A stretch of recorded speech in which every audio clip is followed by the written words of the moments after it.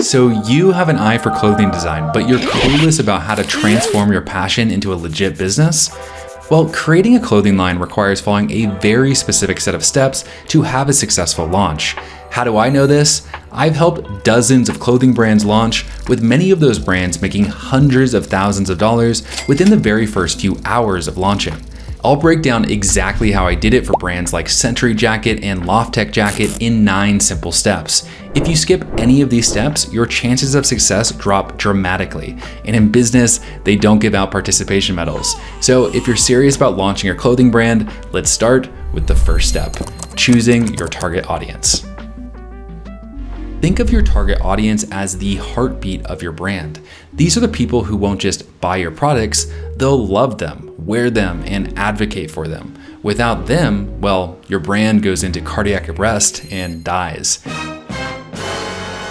So getting your target audience right is one of the most critical steps in launching your clothing brand. Here's why. You spend all that time crafting amazing clothing designs, pouring your heart and soul into your brand, but if you're not speaking to the right audience, all that effort can go to waste. To avoid that, you need to identify the top audiences who will be interested in your clothing line. Let's look at an example from our Kickstarter launch for Lofttech Adventure Jacket. We targeted adventure enthusiasts aged 25 to 44, both male and female. They're interested in everything from hiking, backpacking, camping, and all things outdoor related. Magazines like Travel and Leisure, Afar, and National Geographic are their go-tos. And their backcountry adventures and explorers primarily located in the US. This precise targeting was key to our success. Now, let's address a critical point. Targeting the wrong audience can be a costly mistake as well, because if you target the wrong people, you'll struggle to meet your sales goals, or worse, you might burn through your marketing budget without seeing any results, ending up with a lot of eyeballs, but no real customers. And then you'll just be proving all your haters right, and we don't want that. So this is how you avoid that disaster with a fun exercise that kickstarts your audience selection. I call it your Dream 20. Imagine that tomorrow, 20 people and communities of your choice will send an email to all of their customers promoting your new clothing line. Which 20 names would you choose? Write down those 20 names. Think about who already has your ideal audience. To make this even easier, you can use the 4Fs framework, which is a series of 4 questions that will help you brainstorm communities for your Dream 20. First, we have follow. Who are the influencers, brands, or communities your audience loves? You want to be specific here. Instead of entrepreneurs, target individuals like Gary Vaynerchuk, Tim Ferriss, or Fast Company, for example. Next, we have frequent. Where does your audience hang out? Gyms, art galleries, online forums. Consider the places they spend their time. Instead of fitness, target locations like 24-hour fitness, Ironman, or CrossFit games. Third, we've got fun. What does your ideal audience do for fun? Explore the activities and hobbies they do whenever they get some free time. Instead of outdoors, target interests like hiking, backpacking, or camping, like we did for the Lofttech Adventure Jacket. You're trying to paint a picture of who this person is. Lastly, fund. Which brands do they already spend money on? Patagonia, the North Face, local boutiques. Delve into their spending habits. For example, if you're a running apparel company, instead of saying running brands, target brands such as Adidas, Garmin, or Ciel. And here's the magic. If there's overlap between your answers, that's actually a good thing. It means you're zoning in on a cohesive audience. But once you've got your ideal audience, the true work begins. Here's a little secret. Great product positioning is not just about what you sell, it's about telling a compelling story for your target audience. Think about it like this. Your clothing brand is like a towering skyscraper, and great product positioning is a solid foundation that keeps it standing tall. Without it, your campaign might crumble before it even begins. So what exactly is great product positioning? Well, it's all about effectively communicating the value of your clothing line to your target audience. There are 2 key concepts you need to grasp here. First, you need to find the individuals who are craving what your clothing brand offers. Congratulations, you already did this in step 1. Second, you need to communicate the unique value your clothing provides to them. Now, you might think you already know how to do this, but here's the thing. Any initial ideas you have about your product positioning are just hypotheses. They're untested and probably not spot on yet. but that's okay. We're here to refine, test, and listen to the market to see how we can improve it. So it's crucial to approach product positioning with an open mind, ready and willing to test different strategies and listen to what the market tells you is the best fit. And today, I'm going to introduce you to a powerful framework that can help you find that perfect fit, the Consumer-Based Brand Equity or CBBE Pyramid. It's a framework that helps us step into the consumer shoes, which will guide you in shaping your clothing brand's positioning and how it resonates with your audience. So let's break it down step by step. At the base of the pyramid, we have level 1, salience. Here, your goal is to answer the most fundamental questions. What is my product and what problem does it solve? Keep it simple, like we did for the Century Jacket campaign.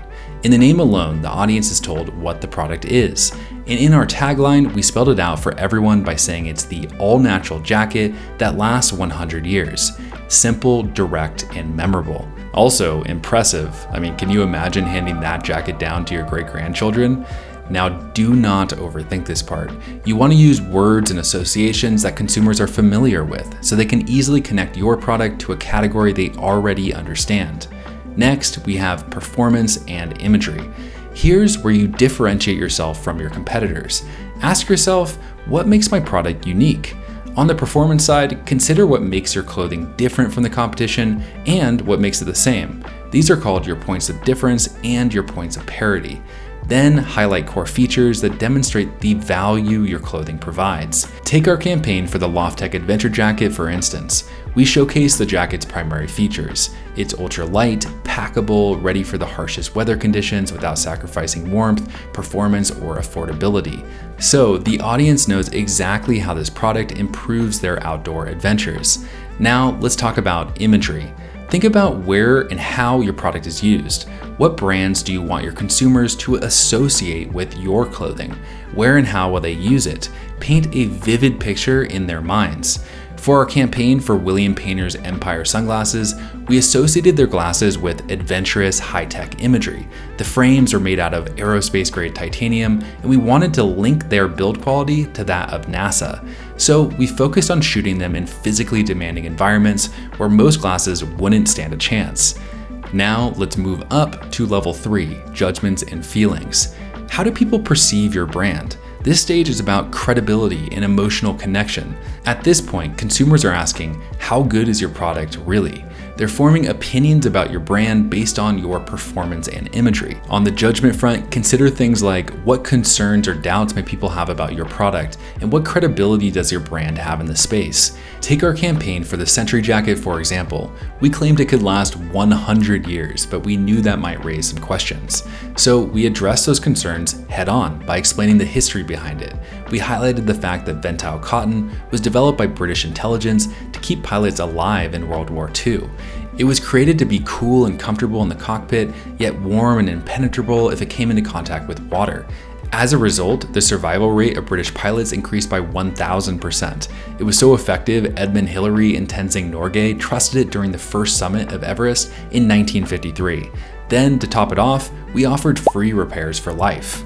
On the feelings front, think about how you want people to feel when using your clothing. Consider the voice and tone of your message. Should it be friendly, professional, or perhaps even humorous?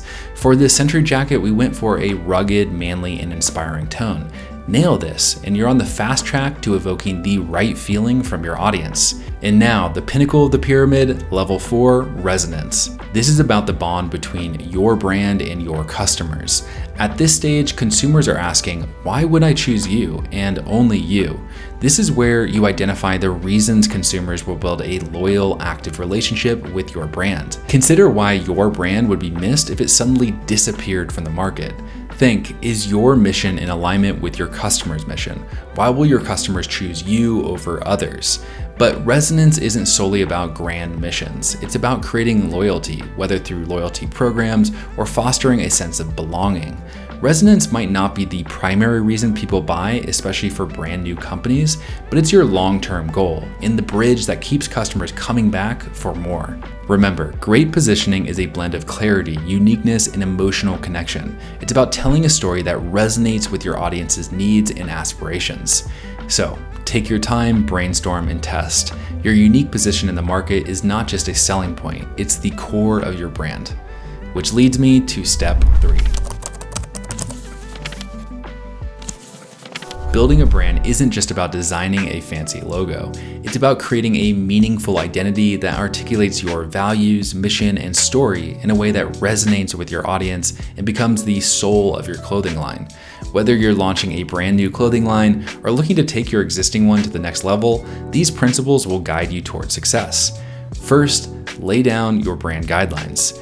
Think of them as the North Star for all your decisions, from website design to picking retail partners and even new hires. It's about defining what you stand for and what makes your clothing brand unique. Livsin, the creators of the Century Jacket, for example, built their brand around the idea of creating stylish, versatile, and eco-friendly outerwear. They had a clear mission to provide high-quality, sustainable fashion that could withstand the test of time. When you create brand guidelines, you're essentially crafting a roadmap for your business.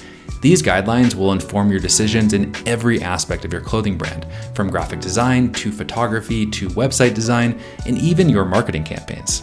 Now, let's talk about the power of social media in building your brand. It's not just about posting pretty pictures of your clothing, it's about creating a lifestyle around your product. Social media is where you tell your story, show your process, and really connect with your audience. Use platforms like Instagram, Facebook, and TikTok to share your inspiration, your creative process, and most importantly, your brand story. Inject your personality into every post and be deliberate with your content. Remember, the key to social media is consistency.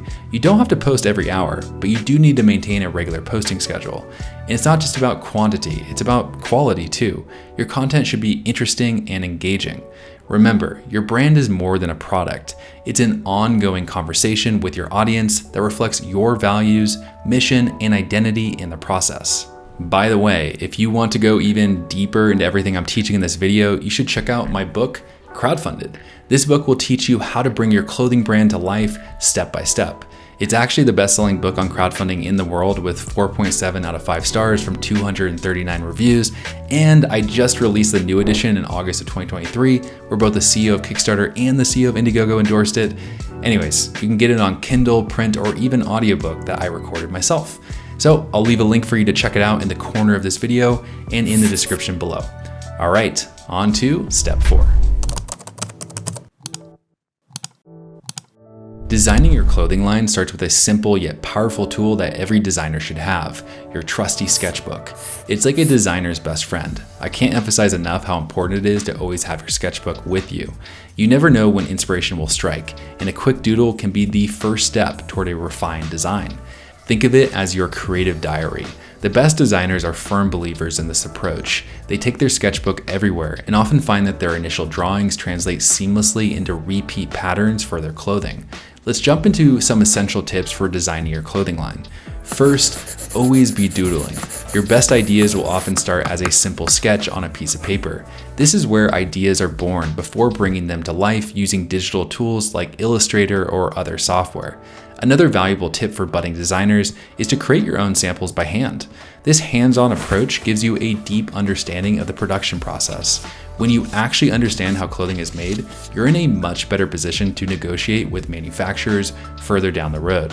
You can speak their language and understand the intricacies of production, which is a huge advantage. Now let's talk about staying creative. As a designer and entrepreneur, it's easy to get caught up in the production and other business tasks. But remember, your core strength lies in your creativity.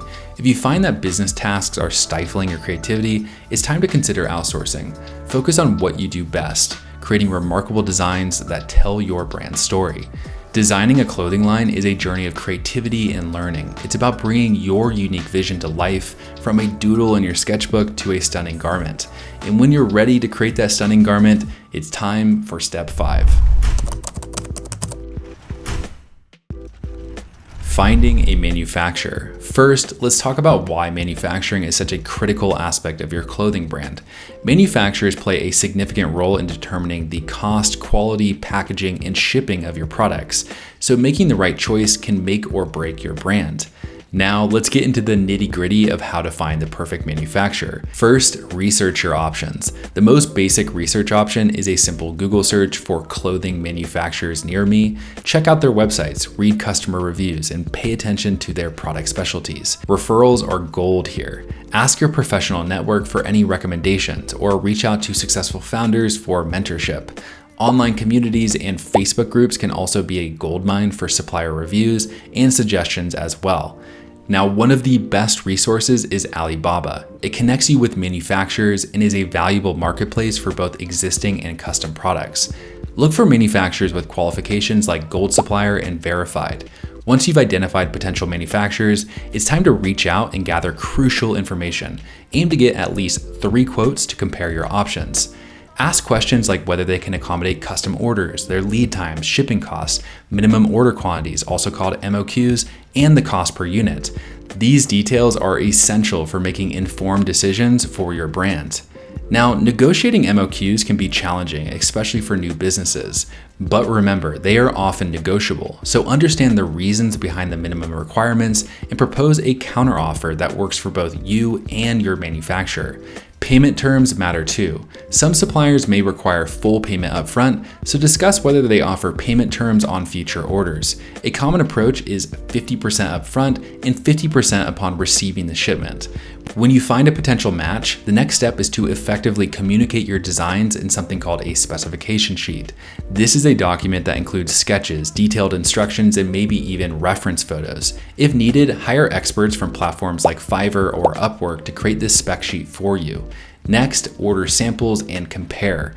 Before committing to a full order, get samples to test the quality and consistency. Save 1 or 2 as control samples for reference. These control samples are your quality benchmarks. If there's any discrepancy in your final order, you can refer back to these.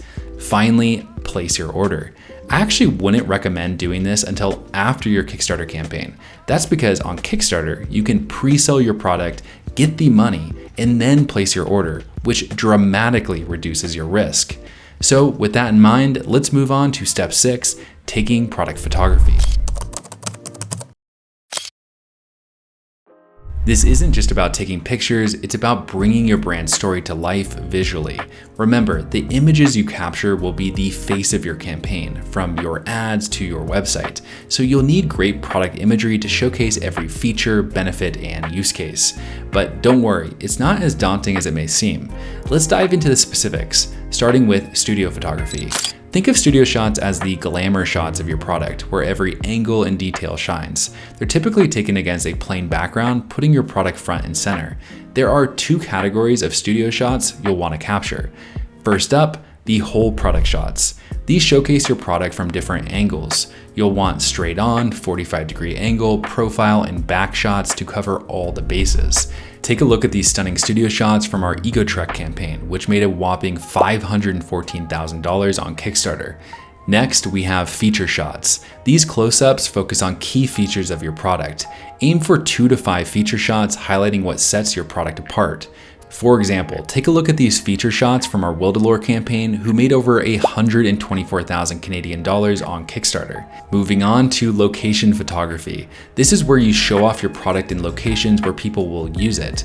You want potential customers to get a taste of what it will be like to wear your clothing. Check out these location shots from our Century Jacket campaign. Now let's talk about action shots. They bring out features best shown in motion. A quick video or a well-timed still can make all the difference. Focus on the action or feature you want to highlight and eliminate all other distractions. While phone cameras have come a long way, I recommend hiring a professional photographer. It's an investment that pays off. Many photographers offer quality work at reasonable prices, especially if you know exactly what you want to capture. Now with your product photos in hand, it's time to build an email list before you launch. The best way to build an email list during the pre-launch is with a reservation funnel. What's a reservation funnel, you might ask? Well, a reservation funnel is a way to collect email addresses and, more importantly, $1 reservation deposits before you launch. We call the people who put down at least a $1 deposit VIPs. Here's why this is so important. Without the $1 reservation, it's virtually impossible to know how likely it is that someone on your email list will buy your product when you launch on Kickstarter. Adding a special VIP offer like an exclusive add-on or guaranteed discount that gets people to put down a small deposit lets you know who's actually interested in buying. Now the steps in the reservation funnel are simple. I'll show you how we did it for our Century Jacket campaign. First, create a landing page using the product positioning and product imagery you created in steps 2 and 6. The goal here is for someone to give you their email address. Next, show an exclusive VIP offer in exchange for at least a $1 reservation deposit. With the Century Jacket, we actually increased the deposit amount to $10 in exchange for a guaranteed 40% discount. But we're not done yet. Once they check out, lead them to a thank you page where they are invited to join an exclusive VIP community on Facebook. You might be thinking, is getting the $1 deposit really worth it? The short answer is yes, and the data backs it up. We found that on average, someone that puts down a $1 deposit is 30 times more likely to buy than someone that only gives their email address.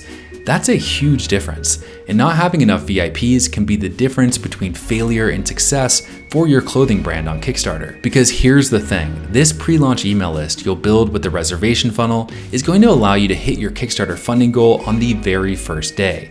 Yep, you heard that right. Century Jacket, for example, used their pre-launch email list to blow past their $10,000 Kickstarter goal, making over $224,000 in the very first day. Pro tip, the reservation funnel I showed you from Century Jacket was created using LaunchKit. That's the software that we built at LaunchBoom that powers all of our launches. If you want to learn more about LaunchKit, I've included a link on this video and below in the description. Now that you've built your reservation funnel, it's time to send traffic with meta ads. Yes, Meta, which includes Facebook and Instagram, is still the reigning champion for lead generation. Here's why. It's reliable, cost-effective, and scalable. Meta ads might seem daunting, but they boil down to these 3 essentials. First, targeting the right audience. Second, creating eye-catching imagery. And third, writing engaging copy. Let's break it down. First up, targeting. With over 3.7 billion active users, Meta's potential is vast. Just like we did in step 1, start by creating your Dream 20, a list of brands and influencers whose audience aligns with your brand. This will guide your targeting strategy. And don't forget the 4 Fs. Who does your market follow? Where do they frequent? What do they do for fun? What products do they fund? For instance, if you're launching an outdoor clothing line like we did for LoftTech, target fans of brands like Patagonia or REI. Once your Dream 20 list is ready, it's time to build your audiences on Facebook. You'll be using your Dream 20 and Meta suggestions to create a targeted audience.